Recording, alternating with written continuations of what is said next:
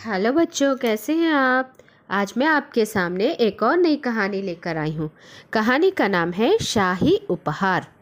एक बार राजा कृष्णदेव राय ने तेनालीराम की बुद्धिमानी से प्रसन्न होकर उन्हें 5 हाथी उपहार में दिए। तेनालीराम एक गरीब आदमी होने के कारण उन बड़े बड़े हाथियों को उचित देखभाल करने में असमर्थ था। उन्होंने राजा से इस विषय में कुछ नहीं कहा, क्योंकि वो तो शाही तोहफे को स्वीकार कर लिया गया। जो भी हमें उपहार दिया गया होता है उसे हमें एक्सेप्ट करना होता है। वह उन हाथियों को लेकर घर आ गए। 5 हाथियों को देखकर उसकी पत्नी बहुत गुस्सा हुई और बोली, राजा हमें इन 5 हाथियों के बदले 5 गाय दे देते तो अच्छा होता। कम से कम हमारे बच्चों को दूध तो मिल सकता। तेनालीराम जानते थे कि उनकी पत्नी एकदम सही थी, परंतु वह कुछ नहीं बोले। वह चुपचाप हाथियों को लेकर नगर के दौरे के लिए चले गए। इस बीच लोगों ने हाथियों को कुछ न कुछ खाने को दे दिया, लेकिन ज़्यादातर समय हाथी भूखे ही रह जाते।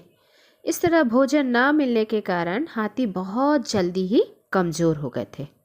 जब राजा को हाथियों की बुरी हालत के बारे में पता चला तो उन्होंने तेनालीराम को दरबार में बुलाया और पूछा, तुम हाथियों को इतनी निर्दयता का व्यवहार कैसे कर सकते हो? तुमने उन्हें कम से कम ठीक से भोजन भी नहीं दिया। तेनाली बोला, महाराज, एक गरीब ब्राह्मण होने के कारण मैं अपने परिवार का ही ठीक से पालन पोषण नहीं कर पाता हूँ। ऊपर से इन विशालकाय हाथियों के लिए भोजन का प्रबंध करना मेरे लिए बहुत मुश्किल काम था।